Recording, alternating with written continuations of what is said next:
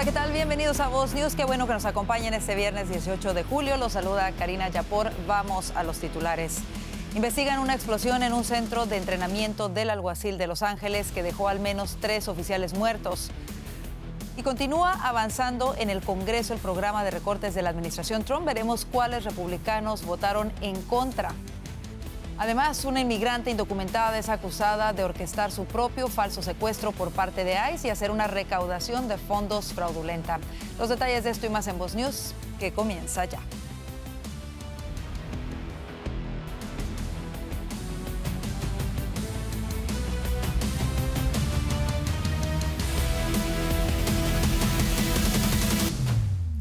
Las autoridades federales y de California siguen investigando una explosión que dejó un saldo de 3 oficiales del alguacil de Los Ángeles muertos.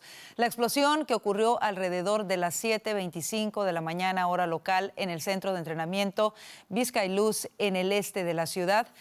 Fuentes indicaron que la explosión no formó parte de un ejercicio de entrenamiento planificado y que al parecer se produjo un accidente mientras los agentes trasladaban munición en las instalaciones del centro de entrenamiento. Sin embargo, señalaron que es poco común que el equipo de incendios provocados y explosivos utilice munición real, por lo que no está claro qué fue lo que explotó. También se desconoce si la explosión ocurrió dentro del camión de incendios provocados y explosivos o junto a él. Se solicitaron ambulancias para atender a los heridos y el centro fue evacuado, según el Departamento de Bomberos del Condado de Los Ángeles. Y el presidente Donald Trump dio a conocer esta tarde una cifra histórica de 0 cruces de inmigrantes de manera ilegal en la frontera sur y arremetió contra la permisividad del expresidente Biden en temas migratorios. Juan Esteban Silva nos tiene los detalles desde la Casa Blanca. Juan Esteban. Karina, ¿qué tal? Los saludo desde la Casa Blanca. Como usted ha dicho, los cruces ilegales, destaca el presidente Trump, en la frontera con México han llegado a 0. En mayo, por ejemplo, no se liberó a ningún migrante ilegal dentro del territorio estadounidense y en junio esos encuentros en la frontera llegaron a 6.070 detenciones, la cifra más baja registrada en décadas. Esto ha dicho el presidente Trump. June, actually, 0. Now, I don't even believe that, 0, because you have hundreds of thousands pouring in and then all of a sudden it's 0. But they have it down as 0. And very liberal people take that particular toll. It's a liberal group, so they're not giving us any favors. It's 0 people coming through our border. Can you imagine that? From literally hundreds of thousands and millions. Las cifras reflejan el éxito de las políticas de control migratorio implementadas por la administración, que han fortalecido la seguridad nacional y ese respeto a la ley, ha dicho la Casa Blanca. Se han registrado también temas como disminución significativa en la llegada de personas provenientes de países que antes lideraban flujos migratorios. From all over the world, they came from all over the world. They came from prisons, jails, they came from mental institutions, gang members, there were gangs. They came from all over the place, from every country. They came from the Congo and Africa, a lot from the Congo. They came from South America, a lot of came from Venezuela. They emptied their jails into our country. Can you imagine? They allowed that, emptied their jails into our country, and they let them walk right into our country like perfect. 11,888 committed murder. 50%. En otro avance histórico, Karina y televidentes de Voz News, les quiero contar, el presidente firmó la primera gran legislación nacional para regular las criptomonedas, un paso fundamental para garantizar, ha dicho, la seguridad y estabilidad financiera en Estados Unidos. Y también celebrando que el Congreso aprobó un paquete de presupuestal que recupera aproximadamente $9.000 millones.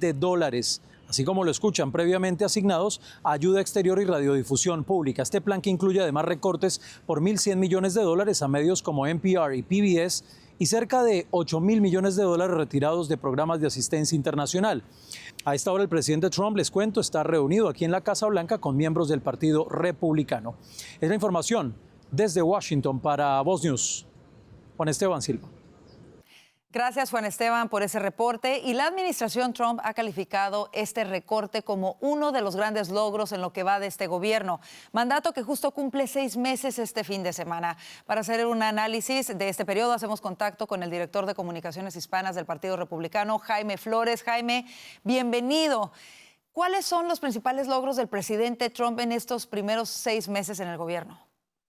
El cumplimiento de promesas, Karina, es un placer saludarte a ti y a toda la audiencia de Voz Noticias. Ha venido cumpliendo promesas en el terreno económico, ha conseguido gran cantidad de compromisos de inversión en los Estados Unidos por sumas que superan los 5 trillones de dólares que generarían más de medio millón de empleos en el curso de los próximos años.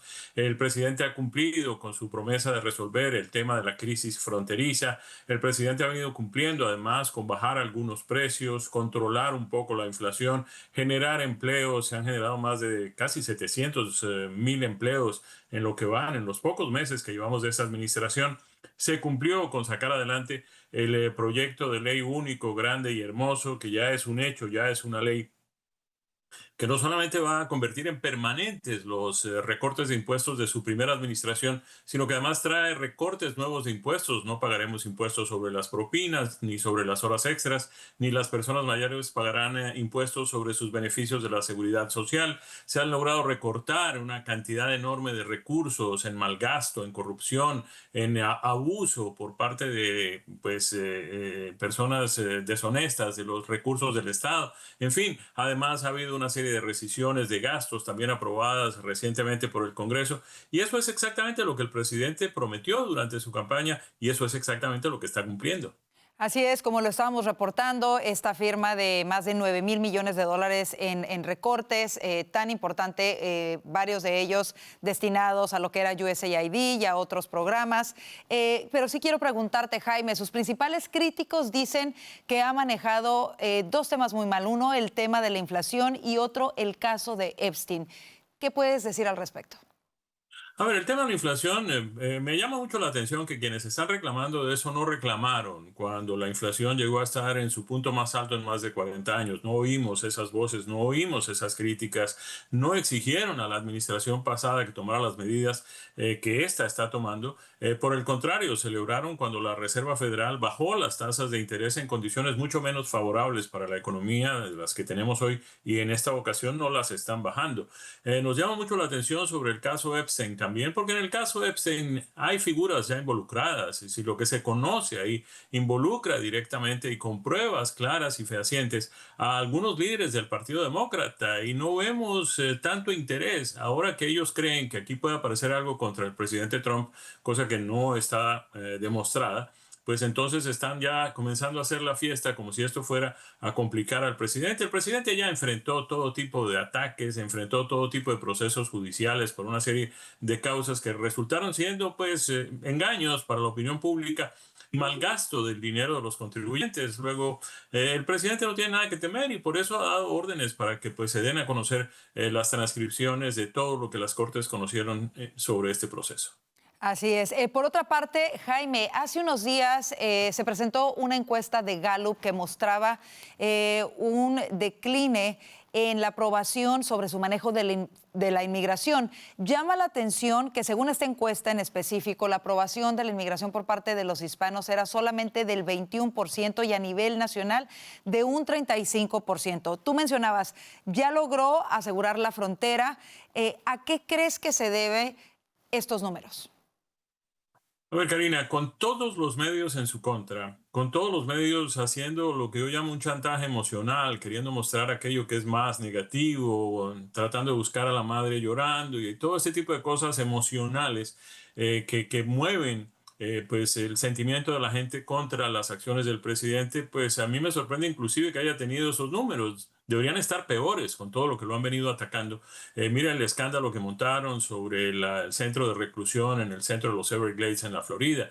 En fin, todo ese tipo de cosas. A la gente se le olvida un poco que esto no es contra los hispanos, que evidentemente pues hay una cantidad significativa de hispanos, mexicanos, centroamericanos que pues de alguna forma estarían sujetos a deportación. Pero las informaciones que tenemos nos dicen que cerca del 80% de la gente que venía cruzando la frontera en los 2 últimos años de la administración Biden no eran provenientes de México ni de países centroamericanos, venían de otros continentes. Sabemos la cantidad de gente que llegaba a los países vecinos a Panamá para atravesar el Darién y atravesar también todo el centroamericano, todos los países centroamericanos, y llegar a los Estados Unidos por la frontera mexicana. Sabemos de las redes de coyotes que cobraban entre 15 y 20 mil dólares para pasar toda esta gente y que se hicieron millonarios con este tipo de cosas. No vimos a nadie protestando por eso en ese entonces, no vimos ningún tipo de descenso en los números del presidente Biden con esto. Y ahora pues resulta que los medios de comunicación deciden que hay que bajarle los números al presidente porque está haciendo exactamente lo que prometió que iba a hacer durante su campaña. Muy importante que clarifiques eso, Jaime, porque por supuesto estamos de cara a las elecciones de medio término y creo que siempre es importante tener el pulso de cómo son percibidas estas cosas. Se nos termina el tiempo, pero quisiera preguntarte en 30 segundos, ¿cuáles son los siguientes pasos de la administración precisamente de cara a las próximas elecciones de medio término, Jaime? Nosotros esperamos pues que haya algún tipo de ajuste en algunas de las políticas, no tanto en lo que tiene que ver con el fondo, sino en lo que tiene que ver con la forma. Es decir, las deportaciones tendrán que hacerse. Es irresponsable seguir manejando los números de inmigrantes indocumentados que tenemos en los Estados Unidos, pero eso se puede hacer, digamos, con un poquito más de carácter humanitario. Hay algunas propuestas ya en el Congreso en ese sentido. La Casa Blanca debe tomar cartas en este asunto y es muy importante que medios como este pues le hagan caer en cuenta al entorno del presidente que pues lograríamos mucho más con miel que con garrote, ¿no te parece? Definitivamente, y lo que es innegable, Jaime, es la cantidad de cosas positivas que ha logrado este presidente en solo 6 meses, muchas de ellas. Así que, bueno, vamos a seguir, por supuesto, siempre reportando para que la gente tenga conocimiento de ello. Queremos agradecerte el estar con nosotros el día de hoy. Gracias, Jaime. Siempre un placer, Karina. Felicidades para todos. Gracias. Y como lo escuchaba, el paquete de rescisiones del presidente Donald Trump finalmente fue aprobado por el Congreso antes de la fecha límite. 2 republicanos votaron en contra junto con todos los demócratas. Vanessa Vallejo nos tiene los detalles. El paquete que busca recuperar $9.000 millones que habían sido previamente asignados por el Congreso, pero aún no habían sido gastados, ya ha sido aprobado tanto en el Senado como en la Cámara de Representantes y llegó finalmente a la oficina del presidente Trump. Tras ser aprobado en el Senado en la madrugada del jueves, en la madrugada de este viernes logró la aprobación que faltaba de la Cámara de Representantes. La votación fue de 216 votos a favor y 203 en contra. 2 republicanos votaron en contra junto con los demócratas, los representantes Brian Fitzpatrick de Pensilvania y Mike Turner de Ohio.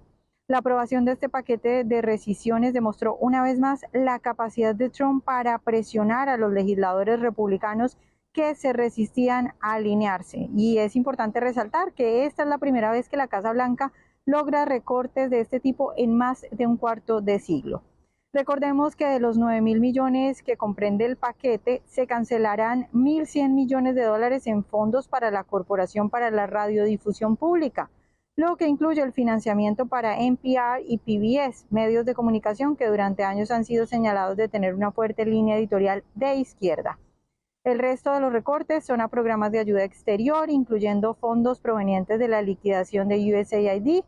Este paquete, hay que decir que a diferencia del original, que recortaba 9.400 millones, este sí mantiene la financiación para tratamientos del SIDA en África bajo el famoso programa PEPFAR. Veamos lo que dijo ayer durante la discusión el líder de los demócratas en la Cámara, Hakeem Jeffries, acerca de este paquete. This effort by the Trump administration to once again hurt everyday Americans.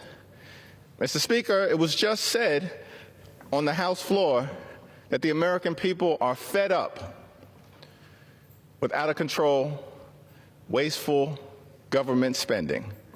As Democrats, we're committed to making sure that taxpayer dollars are spent in an effective, efficient, and equitable manner. This bill that's on the floor right now has nothing to do with waste, fraud, and abuse. Pues sin embargo, los republicanos insisten en que estos recortes no solo son pequeños, sino que además apuntan fundamentalmente al despilfarro. Veamos al representante republicano Steve Scalise hablando de algunos de los gastos que se van a recortar gracias a este paquete. The $6 million that was spent for net zero cities in Mexico, $8 million for the anti-Israel UN Human Rights Council, a group that is anti-Israel, why should $8 million of American tax dollars that are being borrowed from other countries be going to that organization? How about we actually get spending under control? $300,000 to hold a pride parade in Lesotho. If Lesotho wants to hold a pride parade, let them do it with their tax dollars, not with American tax dollars. $1 million for voter ID in Haiti. This is rich. They're angry that we're cutting that money off, but those same Democrats that are going to vote no on that will oppose voter ID in America. Pues este definitivamente es un nuevo triunfo para el presidente Donald Trump y para avanzar en su agenda de recortar el gasto estatal. Y es importante decir que además la Casa Blanca ya ha dicho que quiere sacar nuevos paquetes como este para seguir recortando el gasto. Gracias, Vanessa. Y escuche esto. Hoy un tercer testigo clave se negó a responder los cuestionamientos del comité que investiga el encubrimiento del deterioro cognitivo del expresidente Biden y las acciones ejecutivas firmadas con la pluma automática. Annie Tomasini, ex asistente del presidente y subdirectora de operaciones de la Oficina Oval, se acogió a la quinta enmienda cuando se le preguntó si Joe Biden, algún miembro de su familia o alguien de la Casa Blanca le ordenó mentir sobre su salud en algún momento y otros cuestionamientos. El comité señala que el año pasado informes revelaron que los asesores principales Annie Tomasini, Anthony Bernal y Ashley Williams crearon una burbuja protectora alrededor del presidente Biden para ocultar la verdad. Al ser citados, la Casa Blanca de Biden bloqueó sus testimonios. En otras cosas, una inmigrante indocumentada mexicana residente de Los Ángeles está siendo acusada de orquestar su propio falso secuestro por parte de ICE para generar simpatía y solicitar donaciones, así lo anunció el Departamento de Justicia. El DOJ acusó a Yuriana Julia Peláez Calderón de conspiración y declaraciones falsas a agentes federales tras presuntamente fingir su propio secuestro. Familiares de Peláez dijeron que el 25 de junio, en el estacionamiento de un restaurante Jack in the Box, ella fue llevada por hombres enmascarados a la frontera, donde se le habría presentado documentación de autodeportación. Calderón habría sido retenida en una bodega hasta que supuestamente accedió a firmar los papeles. Su hija creó una página de GoFundMe solicitando $4,500, argumentando que su madre había sido secuestrada. Las autoridades descubrieron que todo fue una farsa, respaldado por videos de vigilancia y registros telefónicos que contradicen la historia. Y el presidente Trump le ordenó a la fiscal general Pam Bondi que publique todos los testimonios relevantes del gran jurado del caso Epstein. El anuncio llegó en medio de una fuerte presión del universo MAGA para que la administración Trump publique más documentos e información relacionada con el magnate. Aunque los testimonios a los que se refirió Trump son confidenciales, aclaró que buscarán la autorización de un juez para publicarlos. Basándome en la ridícula cantidad de publicidad dada a Jeffrey Epstein, he pedido a la fiscal general Pam Bondi que presente todos y cada uno de los testimonios relevantes del gran jurado sujetos a la aprobación del tribunal. Esta estafa perpetuada por los demócratas debe terminar ahora mismo, escribió el presidente a través de la red social Truth. Y a propósito de este caso, el presidente Trump anunció su intención de demandar a The Wall Street Journal y a Rupert Murdoch, presidente emérito de News Corp, por un artículo publicado el jueves por la noche. Este artículo detallaba una supuesta carta de cumpleaños de 2003, supuestamente escrita por Trump a Jeffrey Epstein. Trump calificó el artículo de falso, malicioso y difamatorio y afirmó que The Wall Street Journal y Murdoch fueron advertidos sobre posibles acciones legales si se publicaba la historia. Trump declaró en Truth Social que demandaría al periódico, así como a News Corp y a su director próximamente. Según se informa, el artículo afirmaba que la carta de cumpleaños, parte de un álbum de cumpleaños, incluía la firma de Trump dentro del contorno de una mujer desnuda. También aludía a secretos. El presidente Trump niega haber escrito el mensaje, calificándolo de falso. Y los senadores republicanos Tom Cotton y Rick Crawford solicitaron una revisión del intercambio de inteligencia con los servicios de inteligencia policiales de España. La petición se produce tras darse a conocer que el Ministerio del Interior español adjudicó contratos de más de $14 millones a Huawei para sistemas de vigilancia, lo que levanta preocupaciones por el posible acceso a información sensible en Estados Unidos.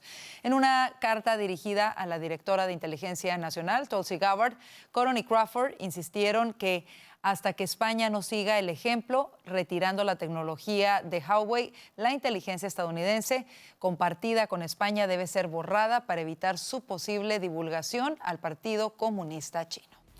Así nos vamos a la pausa comercial. Le diremos por qué varios legisladores estadounidenses están preocupados por la influencia china en Panamá.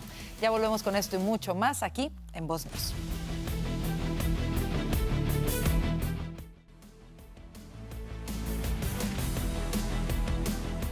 Un grupo de legisladores estadounidenses alertó al gobierno de Panamá sobre el riesgo de permitir que empresas de China operen puertos clave del canal. Los representantes señalaron que otorgar acceso a entidades del régimen chino en la zona pondría en riesgo el comercio global y la seguridad de las rutas marítimas más importantes del continente. El aviso fue enviado por el representante John Muhlenar, presidente del Comité Selecto de la Cámara de Representantes sobre el Partido Comunista Chino, quien calificó de influencia maligna los intentos de Beijing por controlar estos puertos. Los conglomerados chinos buscan adquirir concesiones portuarias que actualmente pertenecen a la firma CK Hutchison Holdings con sede en Hong Kong. De regreso a nuestro entorno, la confianza de los consumidores aumentó ligeramente en el mes de julio, en línea con las previsiones del mercado, aunque aún está muy por debajo de los niveles del año pasado, según un reporte de la Universidad de Michigan. Según la estimación preliminar, el indicador se sitúa en 61.8 puntos, con una ligera subida del 1.8% respecto al mes anterior, con un aumento de los subindicadores tanto a la situación económica actual como a la futura. Sin embargo, esta cifra es casi un 7% inferior a la de julio de 2024 e incluso un 16% más baja que la registrada en diciembre, señala la universidad. Como le informamos, ayer se dio a conocer que el presidente Donald Trump fue diagnosticado con insuficiencia venosa crónica tras someterse a un examen médico debido a una hinchazón que presentaba en la parte inferior de sus piernas. Para conocer las implicaciones de este diagnóstico del presidente, nos acompaña el doctor Alfredo Melgar, médico internista y director de asilos en el condado de Miami-Dade. Bienvenido a Voz News. Doctor, la secretaria de prensa de la Casa Blanca, Karoline Leavitt, dijo que se trataba de una condición benigna. Explíquenos más sobre esto y si es común en personas de la edad del presidente. Sí, se ve en personas de la edad del presidente. Yo creo que todos nos asustamos al ver las piernas inflamadas, Karina. Las piernas inflamadas, hay 3 causas que hay que eliminar urgentemente porque son serias, que son causas cardíacas, insuficiencia del corazón, problemas renales, fallo renal o coágulos en las piernas. Eliminado todo eso, según los estudios que le hicieron, arrojó ese diagnóstico: insuficiencia venosa periférica crónica. Una condición que sí, que se ve en las personas mayores y que se debe a un problema de debilidad de las venas que circulan por las piernas. Hay unas pequeñas válvulas que con los años, ellas como que van fallando y entonces la sangre no regresa correctamente al corazón y se mantiene en las piernas, es decir, se acumula en los miembros inferiores. Claro, ahora muchos se preguntan si qué tan grave es esta condición, doctor, si esto puede llevar quizá a síntomas más graves como una trombosis venosa profunda o algún tipo de enfermedad arterial. ¿Cómo lo ve? Sí, si no se toman medidas a tiempos urgentes, esa condición puede complicarse con dos complicaciones serias. Una, efectivamente, al estar esa sangre ahí acumulada que no circula, se producen coágulos en las venas y esos coágulos pueden viajar a los pulmones y es una complicación grave. La segunda complicación es que, producto de ese líquido, se rompa la piel y se produzcan úlceras periféricas en los que se pueden infectar y ahí tenemos una complicación. Siempre se hacen los estudios venosos y arteriales, porque no solamente puede ser algo de las venas, puede ser como una estenosis o un estrechamiento de las arterias de los miembros inferiores y eso también es serio. Claro, rápidamente, doctor, ¿cuál sería el tratamiento en este caso que se le recomendaría al presidente por su condición y si esto interfiere con ejercer su cargo? Yo les recomiendo lo mismo que les recomiendo a mis pacientes. Sabe que tengo muchos pacientes mayores en los asilos de ancianos. Y la recomendación va en dos sentidos. Una, médica, y la otra, quirúrgica. Primero hay que tratar la médica. ¿Cuál es? Ejercicios regulares, elevar las piernas durante el día o en la noche, cambiar los hábitos de vida. Por ejemplo, bajar de peso si la persona es obesa, no tabaquismo, la dieta muy importante, evitar ácidos grasos saturados, las grasas saturadas que son muy malas para el organismo.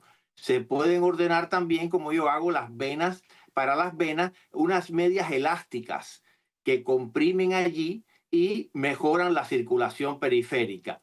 Si todo eso falla, incluyendo medicinas que mejoren la circulación, entonces hay que ir con un cirujano vascular para que le hagan algunos procedimientos que mejore la circulación de las piernas, pero hay que actuar rápidamente por las complicaciones que mencioné anteriormente. Por supuesto, ojalá que ya estén tomando estas medidas. Hasta ahora vemos al presidente seguir con todas sus actividades de manera normal. Se sabe también que el presidente, bueno, no fuma, así que seguramente en el caso de la dieta y el ejercicio serán algunas de las cosas que le hayan recomendado. Vamos a seguir pendientes de la salud del presidente. Queremos agradecerle, ayudarnos a entender este diagnóstico, doctor. Gracias por estar con nosotros. Gracias, un abrazo, gracias por la invitación. Igualmente para usted.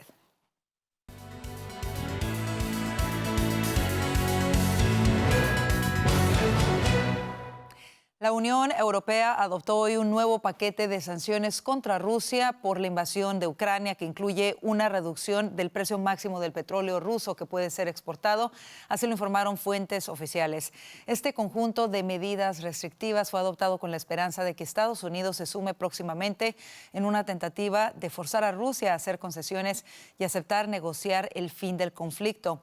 En respuesta, el gobierno ruso afirmó que las medidas serán contraproducentes.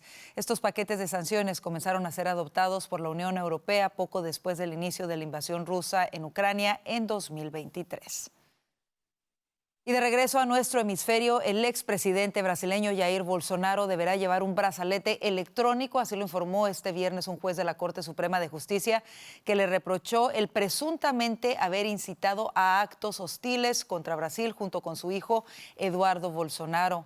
Procesado por un supuesto intento de golpe de Estado contra el presidente de Brasil, el izquierdista Luis Ignacio Lula da Silva, en 2022, Bolsonaro denunció al salir de las oficinas de la Secretaría de Justicia del Distrito de Brasilia que esta medida es una humillación suprema. Este nuevo paso en el caso de Bolsonaro se produce en un momento de crisis diplomática entre Brasil y Estados Unidos.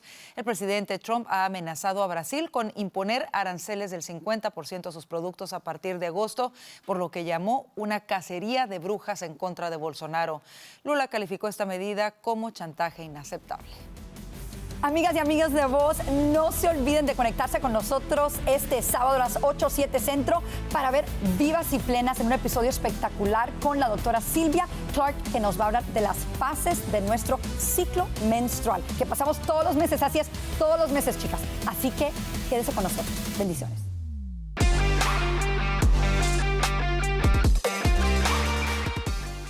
Este fin de semana se cumplen los primeros 6 meses de la administración Trump en este segundo mandato. Para muchos pareciera más tiempo por todo lo que se ha logrado.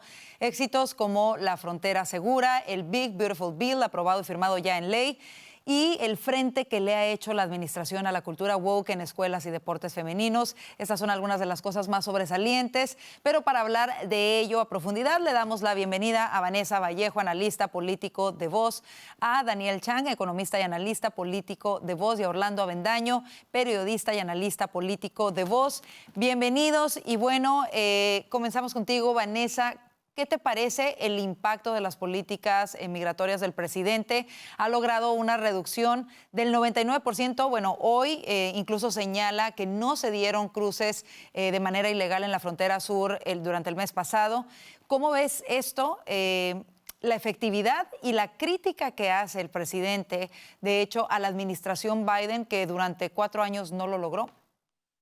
Yo creo que lo primero, por un lado, es reconocerle que él siempre dijo que una administración no necesitaba sacar nueva legislación para asegurar la frontera.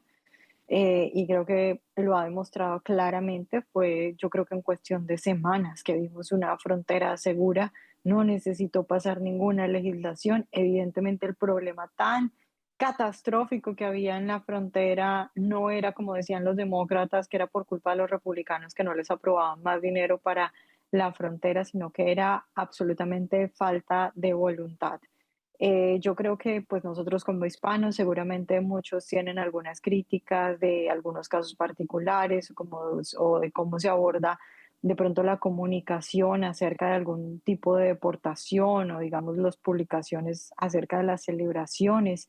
Sin embargo, creo que incluso esas publicaciones de una parte consciente y con ese objetivo dentro de la administración, lo que quieren es de pronto apuntar a esa base, que hay una base dentro del movimiento MAGA que definitivamente no quiere ningún tipo de inmigrante en el país.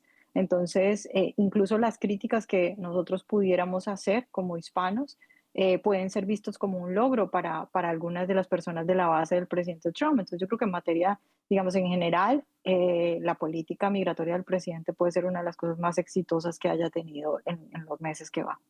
Bueno, y al parecer así es, y corrijo aquí lo que mencionaba, que no se han dado cruces de manera ilegal en lo que va de este mes, y bueno, evidentemente ha sido la luz del día contra la oscuridad de la noche en cuanto a la diferencia que se ha visto de seguridad en la frontera y de cruces de manera ilegal.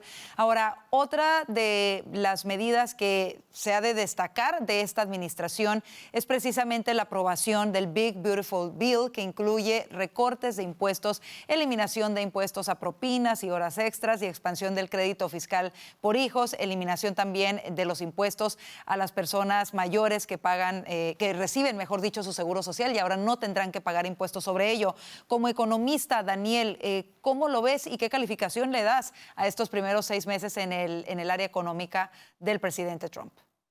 Bueno, en el área económica, claramente One Big Beautiful Bill, que ya ahora es un One Big Beautiful Act o Law, claramente es el gran éxito del presidente Trump y del Partido Republicano. Estamos hablando de que el contribuyente promedio estadounidense va a ahorrarse $1.500 al año debido al One Big Beautiful Bill, que vuelve los cortes de impuestos de Trump durante su primer mandato en permanentes, ¿no? Ya van a ser permanentes, iban a expirar este año y ahora estarán así por el resto del tiempo, ¿no? Esto claramente le va a dar mucho dinero a todas las familias para poder invertir en su futuro, para poder pagar deudas que tengan que pagar, para poder ahorrar, etcétera. Y también otros cortes de impuestos, como el del no tax on tips y en overtime, también va a generar mayor cantidad de poder adquisitivo para el ciudadano estadounidense. Claramente hay dudas, ¿no? Hay dudas con respecto al déficit fiscal, que creo que son dudas y son preocupaciones bastante legítima. Sin embargo, recordemos que el problema del déficit fiscal en los Estados Unidos no ocurre porque no se cobran suficientes impuestos, sino porque el gobierno gasta mucho. El gobierno tiene un problema de gasto severo que puede resolverse de otras maneras. Incluso el día de ayer se aprobó el primer paquete de recesiones, que es un buen paso, un paso en el lugar correcto para reducir el gasto público. Claramente tiene que ser a niveles mucho mayores. Entonces, a nivel económico, esto ha sido muy exitoso para el presidente Trump. Sin embargo, hay factores que son un poco más, que le dan un sabor más agridulce, que es específicamente el tema de los aranceles, especialmente las promesas de Trump de imponer aranceles, pero inmediatamente echarlos para atrás. Eso genera incertidumbre en el mercado, que todavía estamos viendo cómo se va a desarrollar en los próximos meses, pero claramente el One Big Beautiful Bill es una gran victoria para el presidente Trump, y en los próximos años, yo creo que en el próximo año, ya para verano del año que viene, la gente va a estar sintiendo los efectos en su bolsillo del One Big Beautiful Bill, y eso le va a ayudar a los republicanos en las midterms del año que viene. Otra de los factores a resaltar de esta administración ha sido la prohibición, por ejemplo, del presidente de la participación de hombres en deportes femeninos, la eliminación de los programas de equidad, DEI, por sus siglas en inglés, de equidad e inclusión en el ejército, por ejemplo, también, junto con la prohibición de cirugías de cambio de sexo en los menores de edad. Todas estas para muchos son victorias solamente culturales, pero para otros son victorias muy, muy importantes. ¿Cómo lo ves tú, Orlando?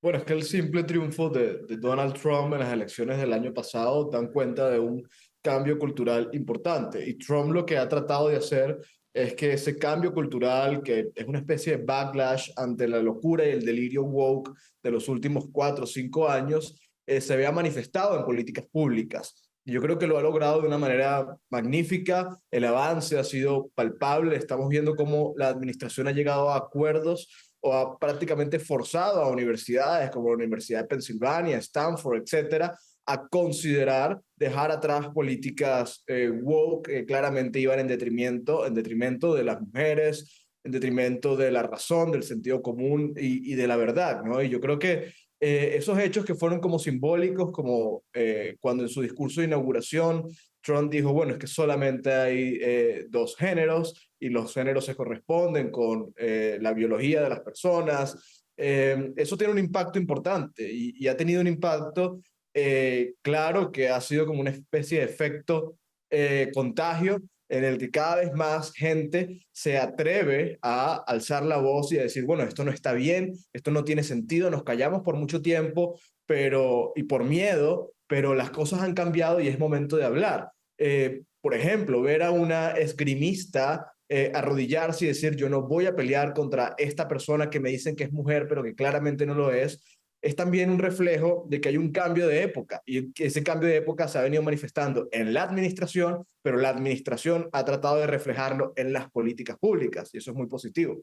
Bueno, lo que veíamos hace unas semanas de que incluso por fin la Universidad de Penn State reconociendo y disculpándose con las atletas femeninas por haber permitido a hombres participar en las categorías femeninas y arrebatarles todo, arrebatarles la oportunidad de becas, arrebatarles medallas, arrebatarles récords. Yo creo que eso es algo que agradecemos muchísimo todas las mujeres y todas aquellas familias que tenemos niñas también, ¿no? Entonces, definitivamente son varias de las cosas tan importantes que hay que resaltar en tan solo 6 meses. Es increíble, de verdad, yo no sé si a ustedes les pasa igual, pero todo lo que ha sucedido en estos cortos 6 meses de este segundo término ha sido de verdad increíble y demasiadas cosas. Vámonos al siguiente tema porque sigue acaparando titulares, sigue la controversia por el tema de Epstein, en donde el presidente Trump ahora le está pidiendo a la fiscal general Pam Bondi hacer todo lo necesario para que se publique toda la información que fue sobre este caso que fue presentada al jurado. También, por otra parte, se da a conocer el día de ayer en el diario Wall Street Journal un artículo en donde presentan una supuesta carta que habría escrito Trump para felicitar a Epstein en su cumpleaños número 50. Yo comienzo contigo, Vanessa, porque, bueno, este caso parece tomar cada vez más atención y más vueltas. Por una parte, ahora el presidente dándole esta orden a la fiscal general, que depende del juez si lo hagan o no. Y por otra parte, la publicación de esta carta por parte del Wall Street Journal que el presidente niega categóricamente y que ha dicho y anunciado que va a demandar al diario y a su director ejecutivo. ¿Cómo lo ves, Vanessa? Pues yo creo que una cosa muy importante para decir es que enviarle una carta a un delincuente no es un delito. Hacer un, digamos, comentario incluso que puede ser subido de tono o poner un dibujo, eso no es un delito. Ahora, habiendo dicho eso, estos grandes medios, cuando publican un artículo, digamos, un artículo normal, lo normal es que pase por lo menos por 2 editores y que lo revise un abogado. Ahora, cuando es un artículo que habla de Epstein, y que va a tocar el tema, digamos, más importante que se está poniendo en este momento y que sabían que evidentemente el presidente podía denunciar. Yo me imagino la cantidad de abogados que revisaron ese artículo, eso se miran los puntos que son polémicos, se miran las pruebas. Es decir, dicho lo que dije antes de que es evidente que enviar una carta a un delincuente no es un delito, yo sí creo que el artículo por parte del Wall Street Journal es correcto. Y entonces eso me lleva a decir que yo lo que creo más bien es que hay como un problema muy fuerte de comunicación y que creo yo, en mi opinión, que se está manejando mal las comunicaciones. Primero vimos una administración diciendo que se están manejando mal las comunicaciones de parte de la administración. Primero los vimos diciendo que no había nada, que eso en realidad es un engaño. Ahora que bueno, que entonces sí mostrémoslo. Antes vimos incluso un grupo de influencers que llevaron a la Casa Blanca para entregarles algo en lo que no había absolutamente nada. Entonces es como un ir y venir que termina haciendo que la gente sospeche más. Yo creo que esto tal vez se puede manejar de una mejor manera en materia de comunicaciones, pero bueno, no sé, creo que evidentemente las dudas van a estar ahí si no es que se presentan, digamos, algo que pueda permitirle a la gente decir, bueno, al menos vimos algo que nos hace creer que efectivamente no, aquellas personas que se están señalando Claro. no estaban o que estaban de una manera diferente de lo que se está diciendo. Daniel, ¿cómo lo ves tú?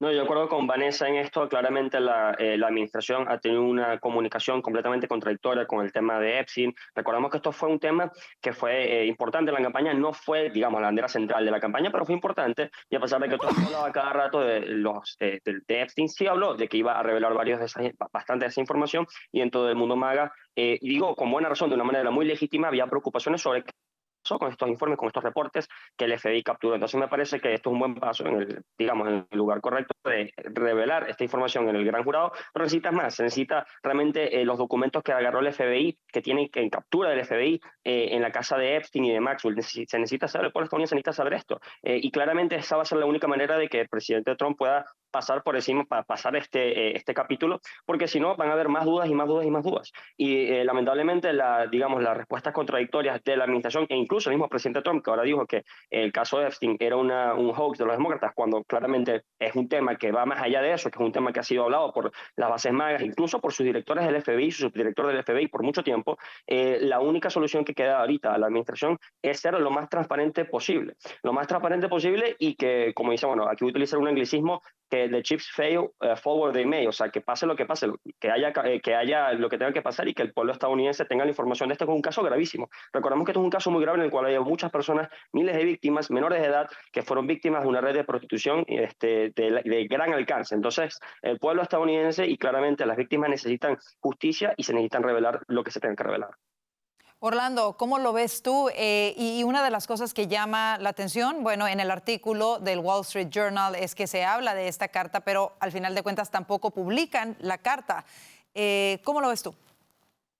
Bueno, yo estoy de acuerdo con Vanessa. Yo no creo que el Wall Street Journal se haya arriesgado a enfrentarse a quizá la pelea más dura que pudiera tener con el presidente Trump. El mismo Rupert Murdoch, que parece que pues respalda al Wall Street Journal, sin que esto primero sea real y segundo no tengan algo más. Yo creo que hay mucho más, y hay mucho más en curso. Entonces, esto se puede volver muy, muy feo.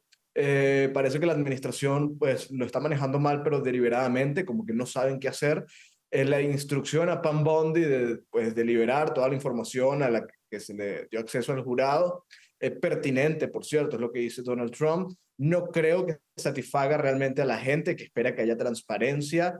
Vamos a ver, o sea, ojalá aquí no haya mucho más, simplemente la administración no esté tratando de ocultar nada, sino simplemente se esté encontrando con información que es complicada de difundir porque o es contradictoria, o no es clara, o no incrimina a nadie lo suficiente como para revelarla y generar ese escándalo. Pues al final simplemente se trata de esto y haya plena transparencia. Pero por ahora no hay duda de que el manejo ha sido muy torpe.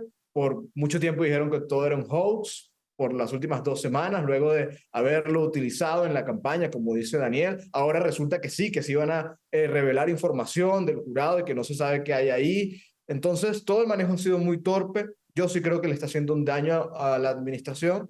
No creo que el daño sea determinante. Yo no creo que la mayoría de los americanos estén pensando en esto en su día a día, pero sin duda va a afectar a parte de la base y sobre todo a los influencers que sí tienen incidencia en la base.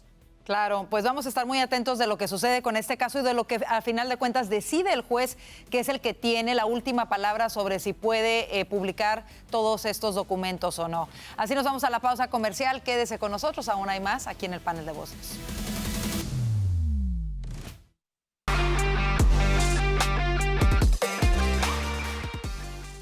Hoy se logró la liberación de 10 rehenes estadounidenses que estaban detenidos en Venezuela y que fueron intercambiados por casi 300 venezolanos, muchos de ellos señalados de pertenecer a la organización Tren de Aragua, quienes se encontraban en una cárcel de máxima seguridad en El Salvador. Así lo dieron a conocer el secretario de Estado Marco Rubio y el presidente de El Salvador, Nayib Bukele. Regresamos con nuestros analistas para hablar de esta noticia. Comienzo contigo, Orlando. ¿Cómo ves este anuncio que se da el día de hoy? Bueno, esto parece ser una gran noticia y un gran logro de la administración Trump y propiamente del Departamento de Estado y el secretario Marco Rubio.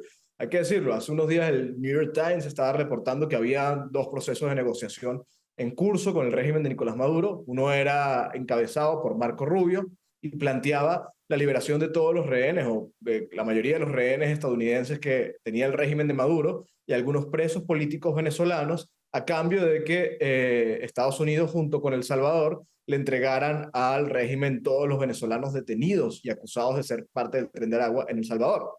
El otro proceso de negociación sería uno encabezado por Rick Grenell, eso según el New York Times, en el que es prácticamente lo mismo, pero con la adición de que además le iban a dar la licencia de Chevron a Venezuela, y no había consideración de la entrega de los detenidos en El Salvador a Venezuela. Es una gran noticia que parece que el acuerdo que coló es el de Marco Rubio.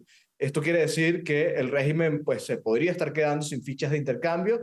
Además, está recibiendo la mano pues, los venezolanos acusados de ser parte del Tren de Aragua, probablemente algunos de ellos inocentes o a lo mejor no lo son, pero muchos de ellos con cargos criminales, como lo ha dicho el mismo Bukele y el Departamento de Estado. Y esto pues significaría que tampoco le están dando más oxígeno y más recursos al régimen. Entonces, yo creo que gana Estados Unidos, gana también Venezuela, porque al final el triunfo de Estados Unidos en política exterior también le da muchas herramientas a la oposición venezolana, y parece que es un acuerdo bueno, pero bueno, aún es prematuro para decirlo, pero parece un muy buen acuerdo. ¿Cómo lo ves tú, Vanessa? Y yo creo que la pregunta que muchos tienen es qué va a suceder con estos venezolanos que van a ser repatriados ahora a su país. Como lo señala el comunicado, muchos de ellos presuntos miembros del Tren de Aragua. La pregunta es, ¿van a estar en libertad al llegar a Venezuela? ¿Venezuela los procesará o no? ¿Y cómo ves esto para precisamente si es un triunfo? ¿Ves de igual manera como lo ve Orlando? ¿Si es un triunfo para la administración y el Departamento de Estado?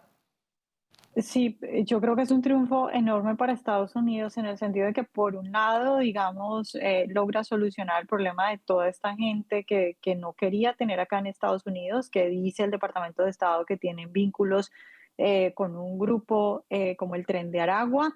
Y pues ya los demócratas se pueden quedar tranquilos porque ya esta gente no está en el SECOT, sino que va a estar en su país natal. Entonces es un triunfo para la administración en ese sentido, pero por supuesto también es un triunfo porque puede lograr recuperar estos 10 americanos que estaban capturados por el régimen de Maduro. Ahora, yo creo que el régimen de Maduro hace esto, sí, puede haber una parte para decir que se preocupan por la gente, para decir que ellos se preocupan por su pueblo, que son hijos del pueblo que habrán sido liberados por el héroe Maduro, pero yo creo que sobre todo debe haber ahí gente que le conviene a Maduro y que trabajaba para Maduro o que trabajaba para el régimen o que ellos de verdad quieren tener, digamos, en su país y que de alguna manera les convenía o querían liberarlos. Pues ya creo que va a ser muy interesante esas instituciones que siguen dentro de Venezuela lo que pasa con este tipo de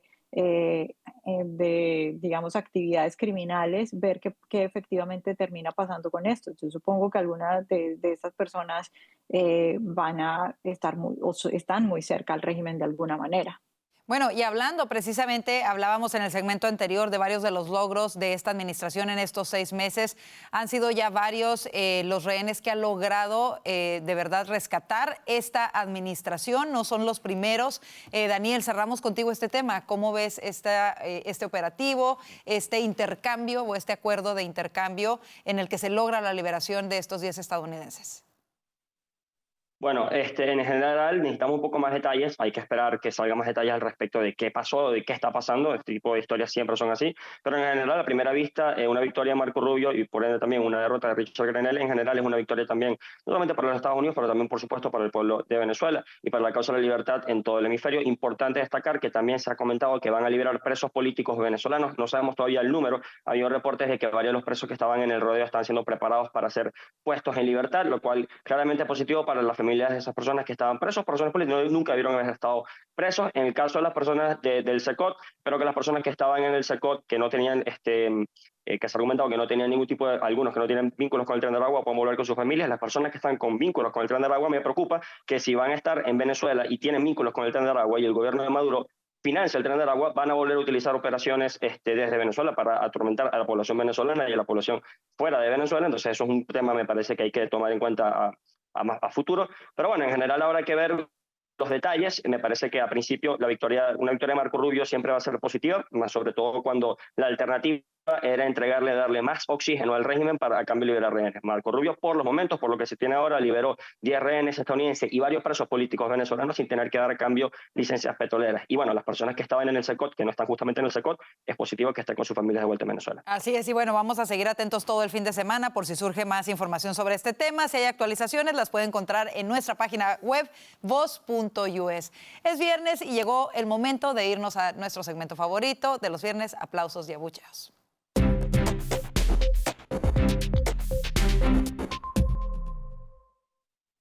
Bueno, comenzamos con lo negativo para que así podamos al final resaltar lo positivo. ¿Para quién van tus abucheos de la semana, Vanessa? Para allá van los tres demócratas que ya han ido a testificar, que fueron parte de la administración Biden, y los tres no han querido decir absolutamente nada y se han acogido a la quinta enmienda. Entonces, pues muy triste que el país tenga que ver cómo esta gente no es capaz de responder una pregunta, por ejemplo, tan sencilla como si alguien los presionó para que mintieran acerca del estado de salud del presidente. Ahí están los abucheos fuertes, sobre todo cuando en juego están todas las decisiones que supuestamente ejecutivas, ¿no? Y los perdones que supuestamente otorgó el presidente Biden. Y bueno, eso es lo que está tratando de esclarecer este comité de legisladores. Desafortunadamente ninguno de los testigos ha querido declarar. Por algo será. Ahí están los abucheos. Nos vamos contigo, Orlando. ¿Para quién van tus abucheos de la semana? Bueno, si bien ocurrió hace unos días, creo que vale la pena acentuarlo por el desastre que es y por los daños que causó, y fue la marcha supuestamente anti-gentrificación que hubo en Ciudad de México. Terminó en destrozos de propiedad de mexicanos, dañando el trabajo y la labor de muchos mexicanos que trabajan en el sector culinario, en el sector cultural, etcétera, supuestamente porque están hartos de que estadounidenses vayan a Ciudad de México a vivir un tiempo, a generar riqueza, a contribuir con la economía local, a contribuir con volver a Ciudad de México un destino turístico, con mover la economía. Ellos creen que no, creen que se tienen que ir de la ciudad. Creen que toda esa prosperidad que ha generado es mala y están dispuestos a acabar incluso con lo de los mismos mexicanos para protestar. Mi mayor repudio a esta supuesta marcha antigentrificación que terminó en violencia, como siempre terminan las marchas de la extrema izquierda. Terrible, los abucheos fuertísimos para ellos, ahí están, terrible, de verdad. Y bueno, nadie puede negar que el turismo es uno de los primeros ingresos del Producto Interno Bruto en México, importantísimo. Imagínate nada más si no fuera por tantos turistas que visitan mi hermoso país de México también. En realidad la situación económica sería quizá no viable. Así que bueno, abucheos para ellos. Cerramos contigo los abucheos, Daniel. ¿Para quién van tus abucheos de la semana? Bueno, mis abucheos van para el presidente de Siria, el nuevo presidente de Siria, que debido a su desorden y su falta de atención y de controlar el territorio en Siria, permitió la masacre de cientos de drusos. Drusos, una minoría en Siria que ha sido, bueno, históricamente perseguida por algunas facciones del Islam, por sunitas, por chiitas, etcétera. Y esta semana hubo una gran violencia comunitaria en contra de las comunidades drusas que obligó entonces después al gobierno de Israel a bombardear e intervenir en Siria, un país que en estos momentos debería estar en todo menos en guerra, debería estar recuperándose luego de 10 años de guerra. Bueno, la falta del presidente de Siria de poner orden en el territorio y proteger, ganarse la confianza del pueblo druso, que tiene muchas razones para desconfiar de este señor, ha generado este caos en Siria, en la ciudad, en el área de Sueida, que además, por cierto, es conocida como el Hilo de Venezuela porque hay muchos venezolanos sirios allá. Entonces, bueno, país abucheos van para él y el caos que ha causado. Ahí está, tristísima la situación, fuertes los abucheos. Y bueno, vámonos a las cosas positivas. Vanessa, ¿para quién van tus aplausos de la semana? Esta semana le voy a robar el aplauso a Orlando porque voy a aplaudir al secretario Marco Rubio, porque fue noticia el viernes de la semana pasada los despidos masivos, alrededor de 1.300 empleados del Departamento de Estado, y yo creo que mucha gente reacciona muy rápido. Obviamente a todo el mundo le da pesar que alguien sea despedido, pero nosotros en Voz particularmente tuvimos la oportunidad de reunirnos con altos funcionarios del Departamento de Estado que están haciendo estos recortes, y a mí me llamó mucho la atención algo. porque uno de ellos me dijo, mire, esto no se trata solo de reducir personal, porque reducir personal es importante porque fue una de las promesas de campaña del presidente de recortar gastos y recortar la burocracia, pero él me dice, esto no se trata solo de reducir personal para reducir el gasto, sino de hacer el departamento eficiente, porque a nosotros como cabeza nos pasaba que si queríamos saber quién era el responsable de un asunto en específico, había 3, 4 oficinas haciendo el mismo asunto y eso no se puede permitir. Entonces yo creo que este tipo de medidas son históricas. Estamos hablando de un recorte histórico de personal para hacer más eficiente el Departamento de Estado. Bueno, ahí están los aplausos para el titular de este departamento, el secretario Marco Rubio. Nos vamos ahora con Daniel. Daniel, ¿para quién van tus aplausos?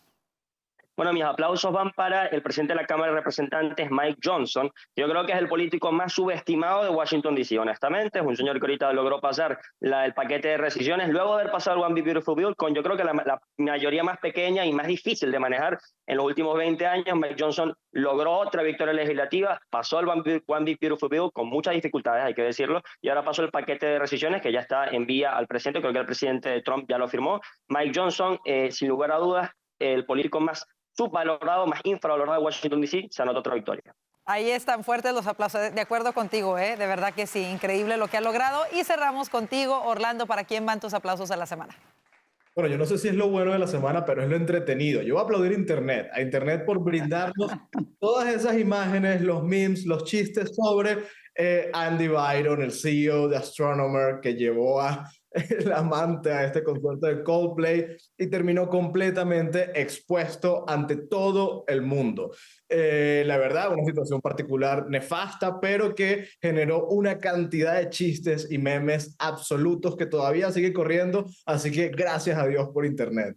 Es increíble. ¿Y qué decir de la inteligencia artificial, no? Los videos que han hecho de cómo debieron haber respondido. No, es increíble. Una situación triste, de verdad hay que decirlo, triste, terrible. Pero dentro de todo ello, como lo dice Orlando, la cantidad, parece una telenovela de la vida real, en realidad. La verdad es increíble la cantidad de memes y con la inteligencia artificial, todo lo que ha surgido. Me río porque ustedes no escuchan, pero aquí mis productores diciendo que este fin de semana no verán Netflix, continuarán viendo la saga de este caso en Internet. Y seguramente así muchos. Bueno, con eso nos despedimos. Un gustazo tenerlos con nosotros. Gracias, Daniel Chang, Orlando Avendaño y Vanessa Vallejo. Que tengan excelente fin de semana. Gracias a ustedes por su confianza en Voz. Queremos invitarlos a seguirnos a través de nuestras redes sociales y, por supuesto, y muy importante, que se suscriba a nuestro canal de YouTube. Nos encuentra como @VozMedia. Que tenga un excelente fin de semana y, si Dios lo permite, le esperamos el lunes. Bendiciones.